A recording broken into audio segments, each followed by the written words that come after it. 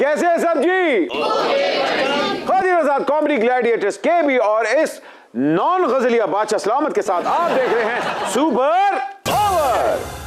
खातिन साथ आज के सुपर ओवर में होगी सुपर गजल नाइट, क्योंकि आज जो हमारे मेहमान हैं उनके परस्तार इस मुल्क में नहीं बल्कि पूरी दुनिया में पाए जाते हैं। गजल का उनको आप डॉन भी कह सकते हैं, गजल को उनको आप किंग कॉन्ग भी कह सकते हैं, गजल का उनको आप लेजेंड भी कह सकते हैं। और आज बाइस फखर मैं उनको इंट्रोड्यूस करवा रहा हूं। Please welcome the king of गजल, गुलाम अली खान।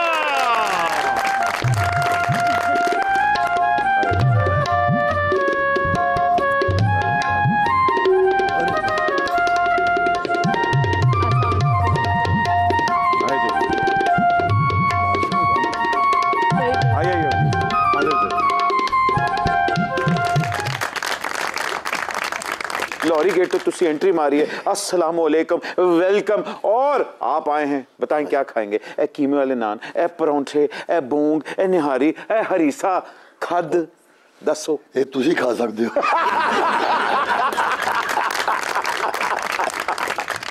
और कुलचा फरोश बट उस्ताद मौज़म ने हमेशा खाया कम है और गाया ज्यादा है। अकील साहब, मेरे आपके वालिद साहब जो मेरे बहुत ही प्यारे दोस्तों में भी, और वो कहते थे मैं आशिक हूँ तेरा। मेरे से उनका प्यार पता नहीं इतना क्यों था। वो कहते मैं सबको सुनता हूँ, लेकिन जब आपको सुनता हूँ तो फिर मैं सुनता ही रहता हूँ। क्या बात, क्या बात। जी खान साहब, आपके जो है मलिका तुर्रम नूरजहां के साथ भी काफ़ी अच्छे ताल्लुकात रहे हैं, तो उसके बारे में भी कुछ? उसके बारे में मैं यही कहूँगा कि वो सबसे बड़ा रिश्ता तो मेरा उनका ये था सुर का। और फिर वो उसी उस्ताद के वो शागिर्द भी हुए। पहले बाबा गुलाम मोहम्मद थे उनके उस्ताद, और उसके बाद फिर बड़े गुलाम अली खान साहब जो उस दुनिया के उस्ताद, जो पूरे 100 साल या साथ शायद कोई बात हो और कोई गैया हो। मेरा उनका ये नाता था कि मैं एक दफ़ा मैंने बहुत साल पहले गाई थी अहमद नदीम कासमी साहब की पोइट्री में गज़ल, शाम को सुबह चमन याद आई, किसकी खुशबू बदन याद आई। तो उन्होंने जब सुना तो ज़िले हिना को हुमा को बोला कि हुमा फ़ोन कर जरा खान साहब। मैंने कहा जी मुझे आप खान साहब क्यों कहते हैं? कहते मेरा दिल करता है ना, अगर आप काम ना करते होते तो मैं ना कहती। तो खैर, तो उन्होंने कहा कि फ़ोन करो, अभी आके मुझे ये कैसे गाई है इन्होंने, मुझे अभी आके सुनाए, मुझे चैन नहीं पड़ रहा। गजल के बादशाह यहाँ जलवागर हैं, लेकिन अब दावत देते हैं इनके फरजंदे अर्जुमन को। प्लीज आपकी भरपूर तालियों में वेलकम आमिर गुलाम अली।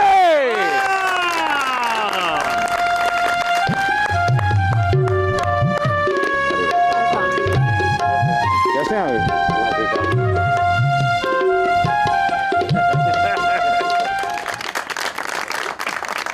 क्या बात है, क्या बात है। आपने आते साथ ही बादशाह से हाथ मिलाएंगे, अंगूठी चेक कर लो, ताड़ी चोरी तो नहीं हुई? शायद अपने एक दो बदगी होंगे। आमिर भाई ये बात बताएं, अक्सर हमारे जो टेस्ट क्रिकेटर्स होते हैं वो T20 में जाके फ्लॉप हो जाते हैं, लेकिन हमारे गजल सिंगर्स का स्ट्राइक रेट जो है वो वहां भी हिट का होता है। तो इन बाबों को किस बाबे की दुआ है? असल में क्रिकेट और म्यूजिक बहुत डिफरेंट चीजें हैं, और इन जो सुर का जो काम है, ये जो बाबे हैं ना, इनको इनके बाबा की दुआ है। और मुझे लगता है कि मुझे अपने बाबा की दुआ है जो लोग मुझसे प्यार करते हैं। क्या बात है, क्या बात है। ताड़ा बाबा हुंदा तानू भी दुआ देंदा। ऐसे इंतजार जो आप बाबे हो गए ना। आइए जी, आइए, बैठिए बैठिए। वाह वाह, जा बाबा माफ कर। पूरी बाबा। क्रिकेट का सीजन चल रहा है खान साहब, मुझे बताएं मौसीकी में रन आउट क्या होता है, बेताला या बेसुरा? दोनों चीजें खराब हैं। ज्यादा कौन है? बेताला। बेताला, हाँ जी। हाँ, क्योंकि वो तोल होता है ना, तोल गड़बड़ हो गया तो खत्म हो गया, चाहे कुछ भी हो। दोनों में ताल बहुत ज्यादा जरूरी चीज है। आमिर भाई ये तो बताएं कि जब एक महफिल में बहुत ज्यादा गजल मौसीकार इकट्ठे हो जाएं तो मैन ऑफ द मैच का क्या क्राइटेरिया होता है? उस सिंगर को मैन ऑफ द मैच या दिया जाता है या समझा जाता है जो सुर को और लय को एक बैलेंस में लेके चले। इंडिया और पाकिस्तान का जब मैच होता है तो अक्सर हमारे प्लेयर्स के हाथ पैर फूल जाते हैं, अक्सर घबरा भी जाते हैं। तो कभी आपने महाराष्ट्र, दिल्ली या कलकत्ता में ऐसी का परफॉर्म किया जहां आप भी प्रेशर ले लिया? नहीं, अल्लाह की तरफ से कुछ ऐसा होता था कि लोगों ने ये कहा उन प्रोग्रामों में उधर के फनकार भी मौजूद थे। उन्होंने ये कहा कि बस आपका जो स्टाइल है ना वो आप ही का है। तो मैंने कहा ये अल्लाह की मेहरबानी का है, उस्तादों की बरकत है। ये तो बताएं कि उस्ताद तारिक खान साहब संगत करते हुए वाइड या नो बॉल फेंकते थे?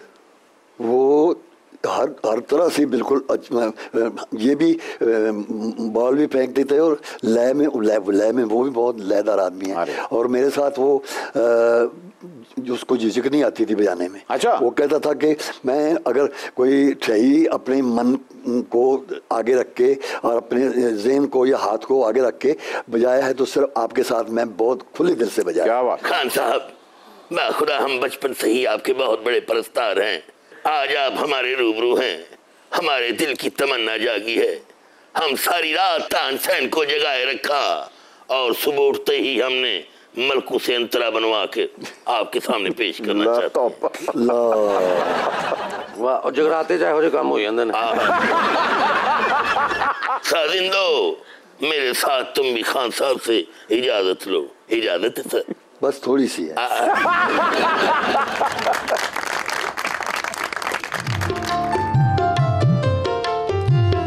पहली बारी अज उन्ना अखियां ने तकिया, एहो जिहा तकिया के हाय मार सुटिया, हाय मार सुटिया।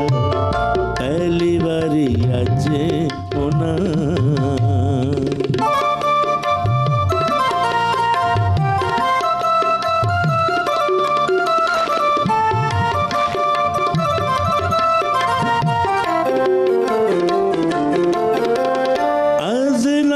चोरी हुंदा मुल्की खजाना सी,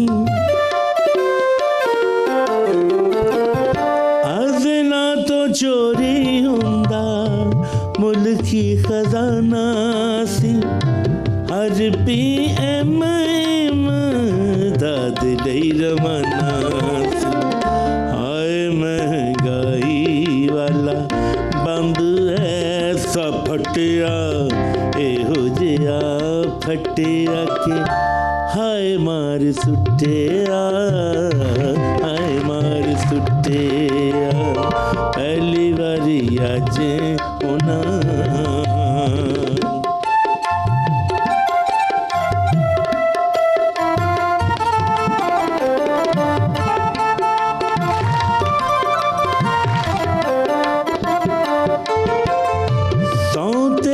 जदों भी मैं कुर्सी ते बैनावा,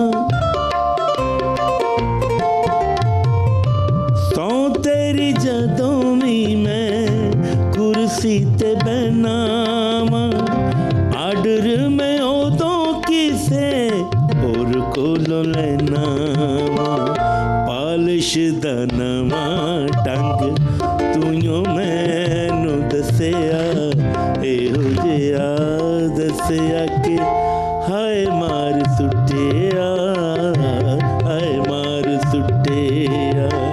पहली बारी अज उन्ना अखियां ने तकिया, एहो जिहा तकिया के हाय मार सुटिया, हाय मार सुटिया। पहली बारी अज उन्ना।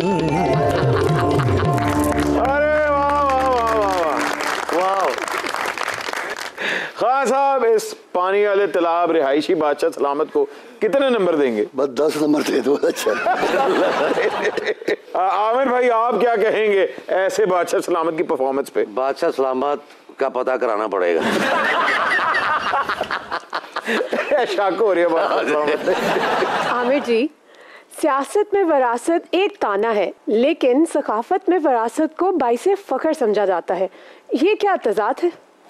जी, ये तज़ाद नहीं है। एक्चुअली सियासत और सकाफत में बहुत फ़र्क होता है।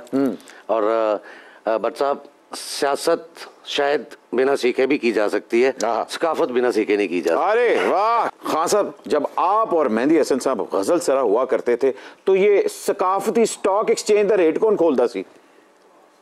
जिन्होंने ज्यादा उतना प्यार जी। मगर हेड टू हेड चल रहे होते थे? बिल्कुल। अरे क्या बात।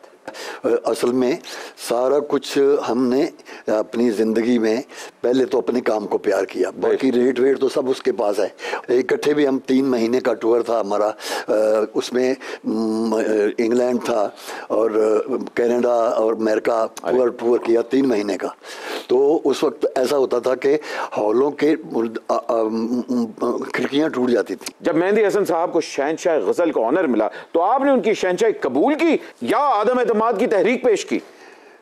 असल में मैं उनको, ये बात को मुझे बहुत खुशी है कि उनको शहंशाह गजल कहा गया और वो थे भी शहंशाह गजल, ऐसी बात। बिल्कुल।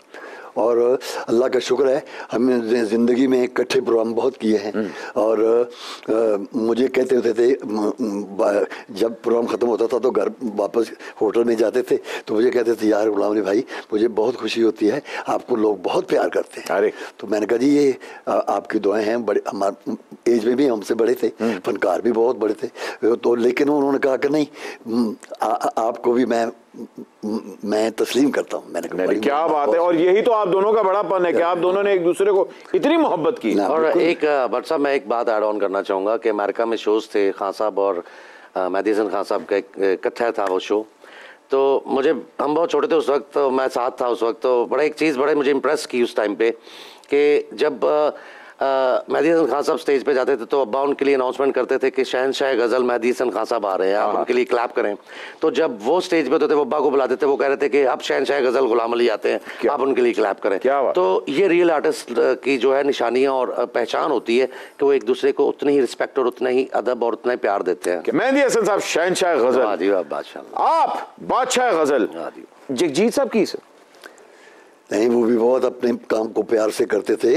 लेकिन ये जो दोनों चीज़ें मिल गई हमारे लिए या मेहंदी साहब के लिए, तो वो अपने काम में वो भी बहुत, बल्कि खुशी की बात ये है कि वो बहुत ध्यान से जब कभी हमें इकट्ठे प्रोग्राम करते थे जगजीत के साथ तो वो खुद सामने बैठ के सुनता था। अरे वो कहता था कि मैंने कहा एक दफ़ा मैंने कहा आप क्यों आए हैं सुनने, ये आप तो खुद इतने बड़े, कहते हैं हम अच्छी बात को हम भी अच्छा कहते हैं। तो ये उसकी एक दफ़ा इंडिया में बेंगलोर में प्रोग्राम था तो 2-2.5 घंटे वो गए पहला हाफ। अच्छा। और फिर सेकंड हाफ मैंने गाया, 2-2.5 घंटे गाया। तो सुबह पेपर में आ गया कि Jagjit is good singer but मैं Ghulam Ali is magic singer. हाय हाय हाय हाय। तो ये ऊपर वाले की मेहरबानी, मेरा कोई कमाल नहीं है। खान साहब नसीरुद्दीन हुमायूं बिन ज़हीरुद्दीन बाबर के फर्जंद अर्जमंद जलालुद्दीन मोहम्मद अकबर आपके फन के आगे सरे खम तस्लीम करता है। गजल के लिए आपकी गिरा कदर खिदमात को मद्देनजर रखते हुए हम एक गजल अकेडमी की बुनियाद रखना चाहते हैं और ये भी चाहते हैं कि उसकी पहली ईंट आप अपने हाथों से रखें। मुखय्यर हजरात का तामन रहा तो बाकी की ईंटें भी पूरी हो जाए। हरगिज़ नहीं जी, बादशाह सलामत की कोई बात पे यकीन ना करें, ये ईंटों का कारोबार करता है क्योंकि लोगों को दीवारों पे चुनवाता है ते तानू लोगों ਨੂੰ ਵਿਖਾ के ना इन्हें ईंटें इकट्ठी करनी है भट्टा खश तालम बनाने।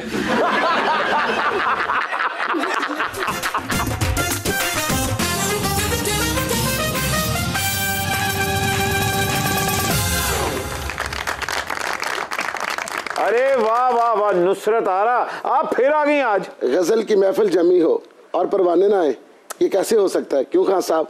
माशाल्लाह। खुशबू जैसे लोग मिले फसाने में, एक पुराना खत खोला अनजाने में। मैं तो खान साहब की गजल सुनते सुनते रात डूब ही गई थी। वो तो शुक्र है रेस्क्यू वाले आ गए, वरना मैं तो गई थी। तो आप खान साहब की गजलें सुनने से पहले लाइफ जैकेट पहन लिया करें। पहना करती थी, छोटी हो गई थी। दर्जी को दी खाना खराब के बच्चे ने ठीक नहीं की उसे बुलेट प्रूफ बना दिया। मैं समझा उसमें से हवा निकाल दी उसे। पता है भट्ट जी, खान साहब के साथ बड़ी यादगार एल्बम की है मैंने। हैं? लेकिन हमने तो आपकी एक भी गजल नहीं सुनी। तो मैंने गजल की बात ही नहीं की, मैंने तो फोटो एल्बम की बात की। जब इमरान खान के कैंसर हॉस्पिटल के लिए हम लोग कॉन्सर्ट किया करते थे ना, उस वक्त खान साहब ने मेरे बारे में एक यादगार जुमला कहा था। अच्छा। खान साहब ने चैंपियन की तरह मेरा हाथ ऊपर उठा के कहा था, तुम्हारे गले में ना कप्तान बोलता है।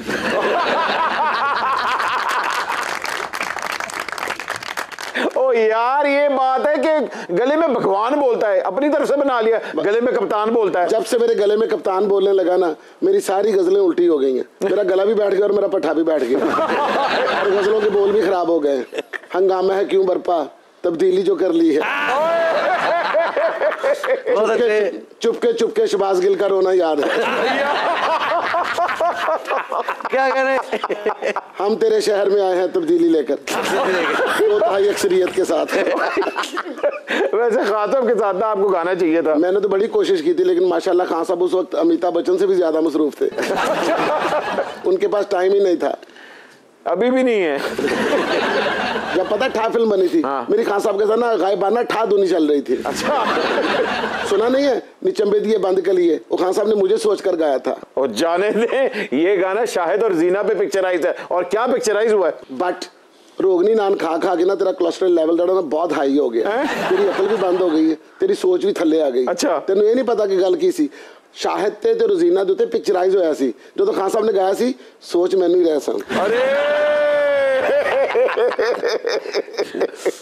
खान साहब क्या कहेंगे इसके बारे में? बड़ा कुछ कहने को जी चाह रहा है, लेकिन मुझे माफी।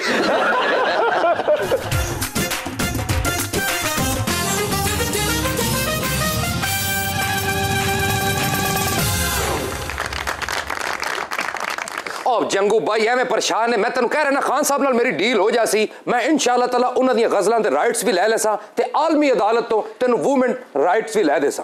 अरे वाह वाह वाह, गरम जौहर, लगता है आज बड़ी कमाल की स्क्रिप्ट हाथ में लगी है। तौबा तौबा को मैं वड्डा बोल नहीं बोलदा पापा जी, गरम जौहर ते कपड़े चाड़े ना ते अंदरों स्क्रिप्टां दे ढेर लग जासन। अल्लाह। लेकिन मैं आजकल जरा तवज्जो अपनी कहीं और जाई ते लाई है, मैं सोच रहा मैं कोई आर्ट फिल्म बनावा है। हाँ, म्यूजिकल आर्ट फिल्म जिदे च म्यूजिक दी जेड़ा कंट्रीब्यूशन है ना बहुत ज्यादा होए। जैसा कि मोती डोगर, टैक्स, रियाज गुजर, ऐसा दी फिल्म जितनी भी पुरानी म्यूजिकल आर्ट फिल्म ने ना उन्हों दा दौर में वापस ले आना चाहना। कि तेरा आर्ट ही खराब है। दुनिया दा पहला बंदा जो छोटी गल भी ना बहुत ही तौबा करके कर दे। गरम जौहर, हाँ जी, फिल्म बनाओ अमराव जान ते शेर खान है? और उसमें मेरी और खान साहब की आवाज में वो गजल दोबारा रिकॉर्ड करवाओ, फिर सावन रुत की पवन चली तुम याद आए, तुम याद आए। वाह वाह, तो मौसम ही बाहर शानदार। जंगू भाई, ये आज आप में उमराव जान अदा की रूह कहाँ से आ गई? मोहनिया तो आप हैं, शायरा भी बन गई। हाय हाय की गल? हाय हाय कूड़ो अताइयो, मेरी फीलिंग्स तो सुनो। फनकार खुद भी था, मेरे फन में शरीक था, वो मेरी एक एक गजल का रफीक था। वाह, मुस्तफा ज़ैदी में की गुलशन कुमार पाया तुसी। गुरगुरे तो कुमार गुरु पान लगी सी। अगर खान साहब आशा जी के साथ मेराजे गजल ना करते तो इधर मेराजे मोहब्बत रिकॉर्ड होनी थी। आस्था बोलो ना, दा बेटा भी बैठा नाल, चुप रही। आपने पूरी एल्बम पे कब्जा कर लिया।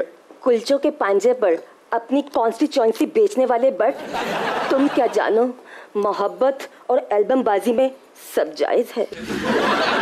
एक एल्बम से मैं और खान साहब ऐसे इत्तेहादी बनते जैसे पंजाब में कप्तान और परवेज इलाही बने हैं। अरे वाह वाह, ते तुहाडे दोवां चों ज्यादा काम गुजरात वास्ते कौन करदा?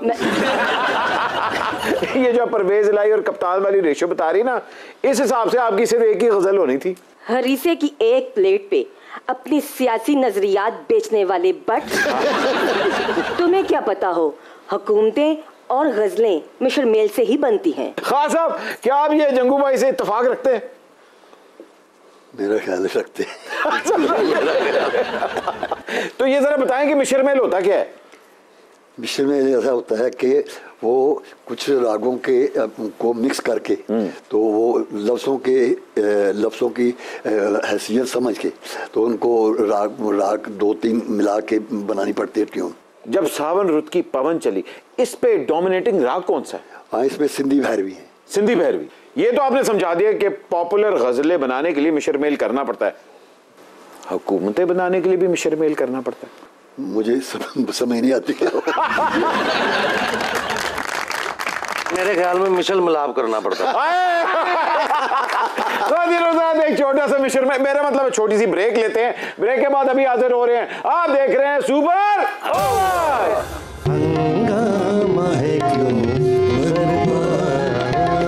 थोड़ी सी जो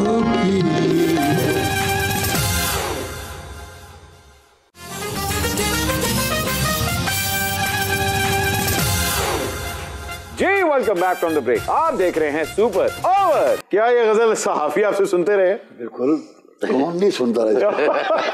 और सुनते भी उदो ही सन जदों हंगामा बरपा होने वाला हुंदा सी, और कई बंदे तो सुन के साफी हो जाते सी।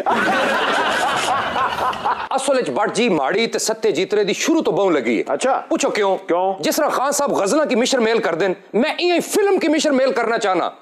अनकरीब तुसा माड़ी फिल्म विच तक सो तुसा की के टेस्ट आसन, सत्यजीत रे, श्याम बेनीगल ते शाहिद राणा। के मजा सी। सत्यजीत रे तो श्याम बेनीगल तो ठीक है, शाहिद राणा ने केड़ी पैरेलल फिल्म बनाई है? लो भट्ट जी, मैनू आज पता लगा कि तुसी वाकई एक अनपढ़ हो, जाहिल हो और फजूल आदमी हो। तुसा ने कदी आर्ट फिल्म तक ही होए तो तुसा की पता है ना, इतनी बड़ी फिल्म बनाई है शाहिद राणा ने, काके दा खड़ा हुणे बट दा खड़ा के भी देख ले। काके दे खड़ा के केड़ा नसीरुद्दीन शाह ने काम किया है? और मेरी जान, जेडी फिल्म दी समझ ना आए वो आर्ट ही होंदी है। नसीरुद्दीन शाह बहुत बड़ा एक्टर है, लेकिन मुझे पसंद नहीं है। अच्छी खासी कमर्शियल फिल्म में आता है, वो भी पैरेलल लगने लग जाती है। वैसे वो मेरे बड़े अच्छे दोस्त हैं, मैं हमेशा नजर बद का तवीज उन्हीं से लेती हूँ। नसीरुद्दीन शाह साहब? हाँ जी, उनके पास बद लोग बैठे होते हैं, उनका तवीज मैं ले लेती हूँ। वैसे तो साड़ी भी आपने भी तवीज देने वाली पहनी हुई।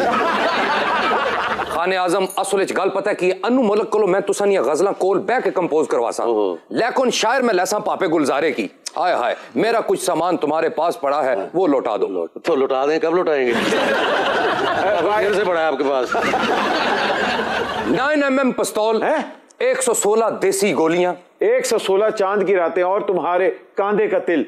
अगे अंतरेज पला मैं के कह रहा, गात्रे चाकू दस्ती बम क्लैशन को भी साथ लगा दो, मेरा सामान लौटा दो, मेरा सामान। आहा कहते आई मारी है। ले भी शहजादे ए फिल्म बनने तो पहले तेरा भी 65 का पर्चा हो गया। मैं भी कह रहा हूं प्यार इश्क का सामान नहीं है तो पर्चा कराने वाला सामान है। भारत में आपने तमाम फेमस हीरोइंस के सामने गजल गाई है, लेकिन किसको देख के चेहरे पे आ जाती थी रौनक? हेमा मालिनी जी को जब उन्होंने मेरे घर अपने घर में अपने उसमें मद्रास में प्रोग्राम रखा तो मैं गा रहा था, तो वहाँ जो मैंने गज़ल गाई थी कि ऐसे चुप हैं कि ये मंजिल भी कड़ी हो जैसे, तेरा मिलना भी जुदाई की घड़ी हो जैसे। हाय, हेमा मालिनी तो मलका तरन्नुम नूरजहान की भी बहुत बड़ी फैन थी, और मैडम भी हेमा मालिनी की बहुत बड़ी फैन थी। मलका तरन्नुम नूरजहान जब इंडिया गई थी तो उन्होंने धर्मेंद्र को कहा था कि मैंने तेरी बीवी से मिलना है, तो उन्होंने कहा हाँ जी, वो अपनी देसी पहली बीवी ले आए। मैडम ने कहा कि ये भी अच्छी है, लेकिन मैं हेमा मालिनी नाल मिलना सी। मैडम ने क्या है ना कि धर्मेंद्र मैं मशहूर नू मिलना। धर्मेंद्र की पहली बीवी प्रकाश कौर है, उनसे हमारी भी बहुत लगती है। तो उन्हें जहर लगती। तो मुझे ये बात बताए, सारे सुरीले लोगों को हेमा मालिनी क्यों पसंद है? वो भी अपने काम की बहुत सुरीली थी। हाय हाय हाय, ड्रीम गर्ल। ते सुरीली ते तौर भी है बहुत। खान साहब, जब मारिया वास्ती हमारे शो सुपर ओवर में आई थी तो उन्होंने एक वाकया शेयर किया था आपका। बॉम्बे में जब आमिर खान के यहाँ पार्टी थी आपके लिए, तो जब आपको वो सी ऑफ करने निकले थे तो उन्होंने जूते उठाए थे आपके और आपको पहनाए थे। लोग इतनी इज्जत करते हैं वहां पे आपकी? मेरा ख्याल है इससे भी ज्यादा। क्योंकि खासकर आमिर खान साहब की मैं बात कर रहा हूँ, वो उन्होंने मुझे पंचकुनी में अपने घर में बुलाया हुआ, तो उन्होंने मुझे ये कहा कि आप जब गाते हैं तो मुझे उसमें मैं सुनता हूँ तो उसमें मुझे सारी एक्टिंग नजर आती है, नई मेरा एक नया एक्टर जाग पड़ता है।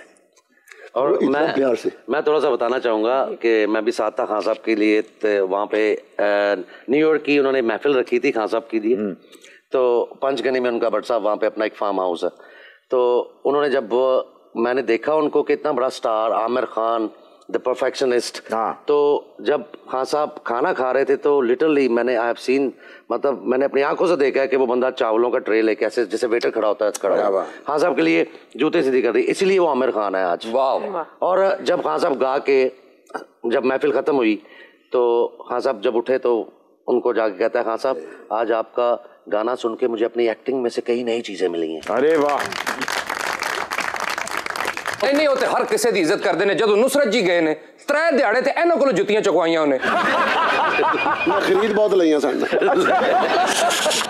लता जी, किशोर साहब और आशा जी, उन्होंने आपसे इतना मोहब्बत की है, प्यार की? वो उन्होंने जब प्रोग्राम के लिए मुझे इतना प्यार करते थे कि मुझे कहने लगे कि मैं आपको सुनना चाहती हूँ। और मैं रफ़ी साहब की भी बात साथ साथ करता चलूँ। रफ़ी साहब ने मैं वहाँ पे होटल में सोया हुआ था तो सुबह 5-6 बजे वो नमाज पढ़ते सुबह की, तो वो बाहर से आए थे कि कहीं 1-2 महीने के बाद। अच्छा। तो पहुँचे थे तो उन्होंने अखबार में मेरा फ़ोटो देखा, तो उन्होंने इतने प्यार से मुझे सुबह 5 बजे रिंग किया मेरे कमरे में। मैं रफ़ी बोल रहा हूँ। मैं कहा जी केड़ा रफ़ी? ऐसा मैं नींद में था। अच्छा। तो मैं मोहम्मद रफ़ी बोल रहा हूँ। मैं फौरी मेरी आँख खुल गई। मैंने कहा हाँ भाईजान सलाम अलैकुम। मैं कहते मैं बस मुझे नींद नहीं आई, मैं आपको मिलना चाहता हूँ, मैं आपको देखना चाहता हूँ। उनके घर पे गया बांद्रा में, तो मुझे याद है कि वो इस तरह आप मुझे लेने आए बाहर उनके घर के बाहर, तो एक स्लीपर उनका, एक चप्पल का पाँव पीछे रह गया, एक आगे रह गया, और आके मुझे जफ्फी डाल दी और मेरे गले में शॉर्ट डाली और हाथ में रिंग डाली एक में, वो अभी भी है बच्चों के पास घर पे। तो बहरहाल मुझे कहने लगे, मैंने कहा अंदर में गया तो मैंने देखा उनके घर पे, मैंने इतने कभी अवार्ड नहीं देखे किसी के घर में जितने उनके घर में देखे। मैंने कहा भाईजान आप तो आपको तो पब्लिक बहुत सुनती है, सारी दुनिया आपको सुनती है। मुझे कहते हैं पर मैं आपको सुनता हूँ। अरे वाह वाह वाह, क्या बात। उस्ताद बड़े गुलाम अली खान साहब को इंडिया ने नेशनैलिटी दे दी, मेहदी हसन साहब को नेशनैलिटी की ऑफर हुई, क्या आपको भी ऑफर हुई? बिल्कुल हुई, बिल्कुल सही, लेकिन हमने समझा कि पहले अभी आना जाना रहे, फिर देखा जाएगा, ये हम आते जाते रहेंगे, यही हमारे लिए नेशनलिटी है। एक्चुअली मैं बताना चाहूँगा ये बात, हम दिल्ली में थे तो वहाँ के होम मिनिस्टर ने हमें इनवाइट किया था पर्सनली इसी पर्पस के लिए कि मैं गुलामी साहब आपको और आपके बेटे को we want to give you the citizenship of India. तो मैंने बाकी तरफ देखा तो मुझे कहते हैं नहीं यार, हमारी जो पहचान है ना वो हमारे मुल्क पाकिस्तान से है, तो अगर हम उसको छोड़ के कहीं भी जाएंगे, क्योंकि हमें लोगों ने, मैं दुनिया में जहाँ भी जाता हूँ जब शोज के फ्लेक्सेस या बैनर्स लगे होते हैं तो लिखा होता है उस्ताद गुलाम अली खान फ्रॉम पाकिस्तान। तो ये मेरी पहचान है बेटा, हम इसको नहीं बदल सकते। वाह वाह, क्या बात।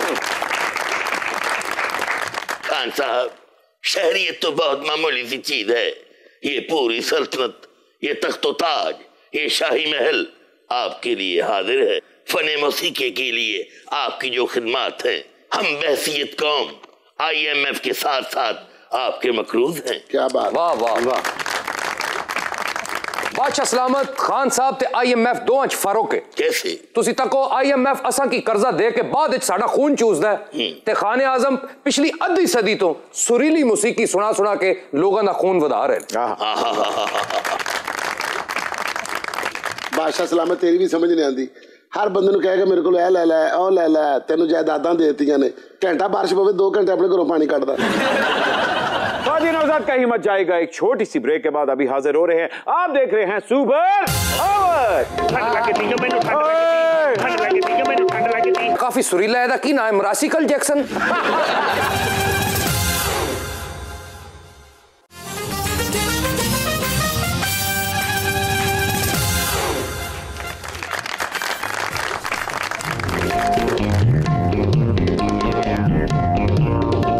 Sri Lanka, Zimbabwe,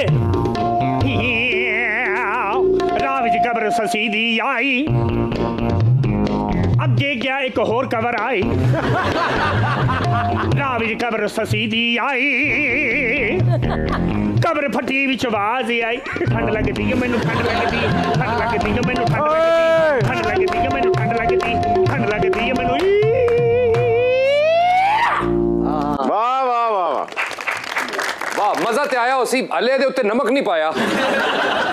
hello everybody, hello dead body. आज हम भरपूर हमारे मुल्क के नामवर फनकार खान साहब गुलाम अली को मिलने आए हैं। खान साहब ने इंडिया में बहुत काम किया, अब मैक्सिको की बारी है। वाह। इसके बाद नाइट एवरीथिंग, डैडी हजूर खान साहब का गाना वो बहुत सुनते थे। केड़ा?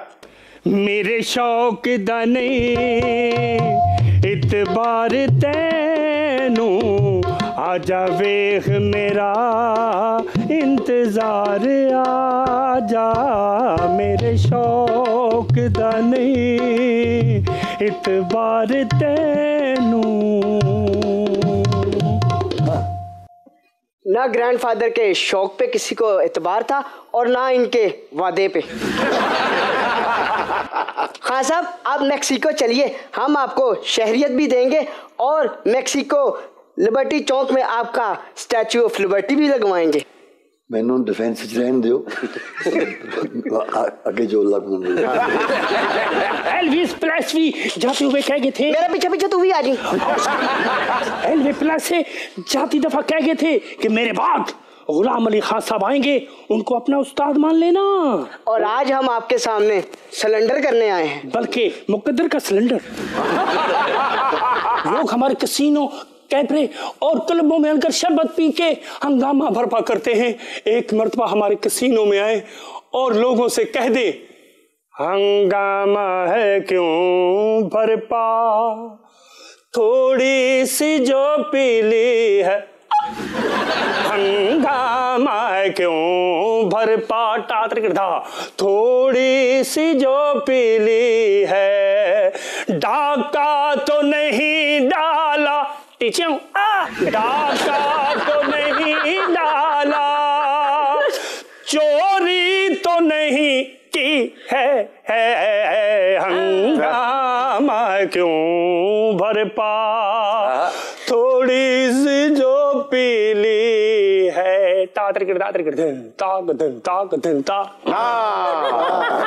वाह वाह। बट ये बच्चा काफी सुरीला है, की नाम रासिकल जैक्सन। इंडिया आपका सारा फैन है, प्रधानमंत्री नरेंद्र मोदी आपका फैन है, बाल ठाकरे सारी जिंदगी आपके परस्तार है, ते ए कॉन्सर्ट हमले कौन करांदा सी?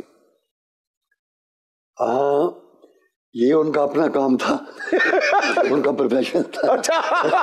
तो इस तरह से बहरहाल लोग जो इतना प्यार करते थे वो हंगामे में बर्दाश्त करते थे लोग। ये बात। हाँ साहब, दोनों मुल्कों में वर्किंग रिलेशनशिप तो होना चाहिए। बिल्कुल होना चाहिए, क्योंकि अगर इसको लीगल तरीके से प्यार किया जाए तो बहुत अच्छी बात है। हाँ साहब, हुक्मरान दोवें पासे से आपके ताबेदार हैं, मगर वहां से कभी कोई यहाँ नहीं आया। लता जी यहाँ नहीं आई, आशा जी यहाँ नहीं है, किशोर जी यहाँ नहीं आए, और मोहम्मद रफी का तो ये अपना शहर था, वो भी यहाँ नहीं है। हाँ, वैसे मेरा ख्याल है कि आना चाहिए था। ये बहुत जरूरी है, आपस में ये मेल जोल होना चाहिए, आप तालमेल सुर होना चाहिए। बेशक, मैं इसका कायल हूँ। लेकिन बट साहब कुछ आर्टिस्ट आए भी पाकिस्तान, जैसे जगजीत सिंह जी आए जी जी, और दलेर मेहंदी, मिका सिंह, काफ़ी लोग आते रहते हैं अगर हालात पे डिपेंड हो। क्योंकि मैं I was working with Asha Bhosle ji, तो मैंने उनसे बड़ी एक फरमाइश की थी कि आप लाहौर आए हैं कभी, तो वहाँ आके आपका एक कॉन्सर्ट रखते हैं, तो we love to hear you over there.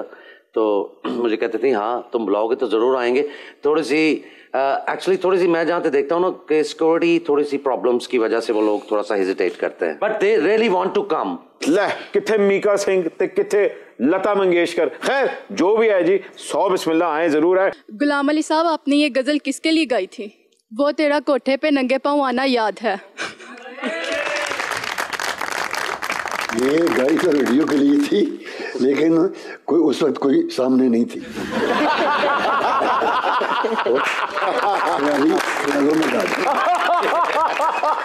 बाद चो कोठे ते आना पिया पिक्चराइजेशन उसके ऊपर तो ही ना सलमा आगा। जी सलमा आगा ने मुझे फोन किया बॉम्बे से कि खान साहब ये लोग अपना ये हमारे डायरेक्टर जो हैं जी उनके डायरेक्टर थे B.R. चोपड़ा साहब। B.R. चोपड़ा साहब ने कहा कि सलमा आगा गुलाम अली साहब को से बात कर सकते हैं कि ये जो उनकी गज़ल है पहले रिकॉर्डिंग में आ चुकी थी ना ये गज़ल LP में। अच्छा। तो ये 68 में रिकॉर्ड की थी। अरे ये यहाँ EMI में। तो कहते हैं ये खान साहब की गज़ल जो है ये आप वो रिकॉर्ड कर सकते हैं हमारे लिए, हमारी फिल्म के लिए। तो मैंने कहा भी मैं इस वक्त तो ये तो कर सकता नहीं, आप रिकॉर्ड ज़्यादा से ज़्यादा बजा सकते हैं। उस वक्त NOC बहुत मुश्किल मिलती थी वहाँ जाने के लिए। तो मैंने कहा वो उससे फिर वहाँ पे रिकॉर्डिंग बजाई।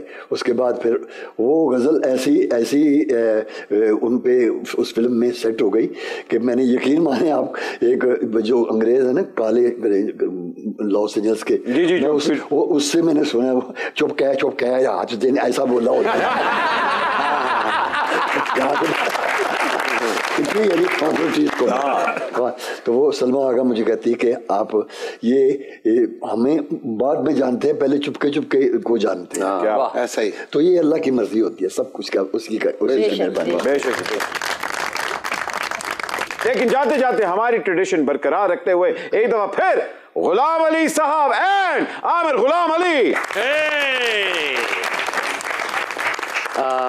भट्ट साहब, आज इस आपके सुपर ओवर के ग्रैंड फिनाले में मैं आपको एक आज नया एक तोहफा देना चाहता हूँ। अरे मेरी और खान साहब की तरफ से कि इनके बाद मैं सेकंड जनरेशन हूँ, अब मेरा बेटा है नाजिर गुलाम अली, तो मैं आपकी खिदमत में उसको पेश करना चाहता हूँ। अरे वाह,